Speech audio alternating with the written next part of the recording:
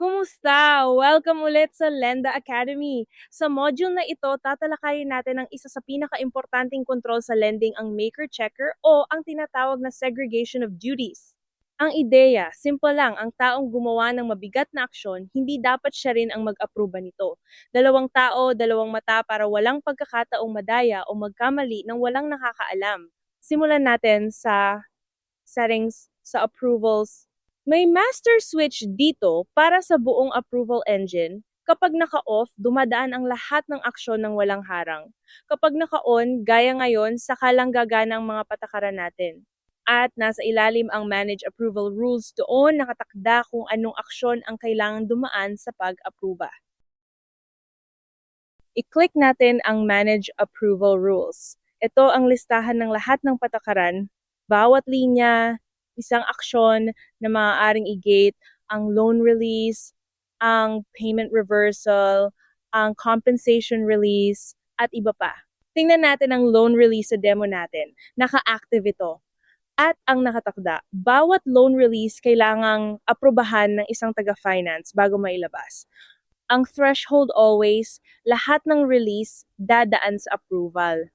Kaya rin ninyo itong scope sa halaga, halimbawa, iyong lampas lang sa isang tiyak na amount o sa branch o sa loan product.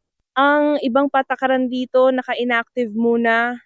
Kayo ang magpapasya kung alin ang buhayin ayon sa polisiya ng kumpanya ninyo. Subukan natin. Bilang office manager, maghahanda ako ng bagong loan. Sa Loans New Loan, piliin natin si Carlo Villanueva, malinis ang record niya. 8,000 piso. I-click ang Create Draft Loan.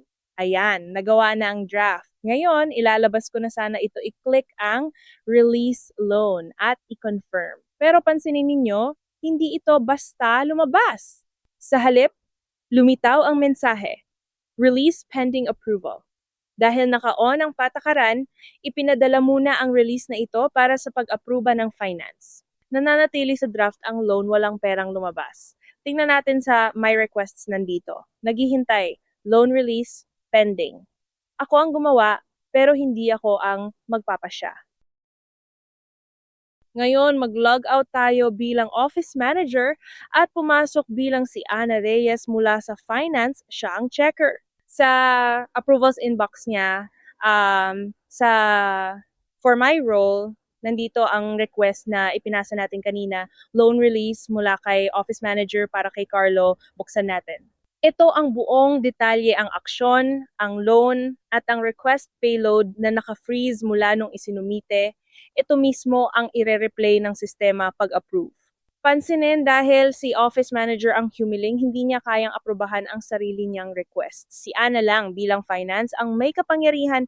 Kung may mali, pwede niyang i-reject na may dahilan. Pero tama naman ito, kaya i-approve natin. Basahin ang babala, mag-execute na ang release, at i-confirm. Ayan! Approved na at nakatala, decided by Ana Reyes. Saka pa lang, ngayong may pangalawang mata ng sumang-ayon, opisyal nang lumabas ang loan. Isang huling tanong, paano natin mapapatunayan ang lahat ng nangyari? Mag-log out ulit at balik tayo bilang office manager papunta sa audit logs. Ito ang permanenteng talaan ng bawat pagbabago sa sistema, admin lang ang may access dito. Sinala natin sa action na approval para makita ang kwento ng buo. Nandito ang request na ipinasa ni office manager at ang pag-aproba ni Ana Reyes mula sa finance. Buksan natin ang payload ng isa, nakatala ang lahat. Anong aksyon, aling loan, sino ang nagdesisyon. Walang mabubura, walang matatago. Ito ang bumubuo ng tiwala, hindi lang sa loob ng opisina, kundi pati sa auditor at sa regulator. At iyan ang maker, checker at audit logs ng Lenda. I-recap natin. Una, ang segregation of duties. Ang gumawa ng mabigat na aksyon, hindi rin ang mag-approve. Dalawang tao, dalawang mata. Pangalawa, ang approval rules. Kayo ang nagtatakda kung anong aksyon, gaano kalaki, at aling role ang mag-approve. At pangatlo, ang audit log. Bawat hakbang, nakatala ng permanente, handa para sa anumang pagsusuri. Ito ang pundasyon ng isang maaasahang institusyon. Sa susunod na module ang reports at data exports kung paano hugutin ang mga ulat at datos na kailangan ninyo araw-araw at buwan-buwan. Kita-kita tayo doon.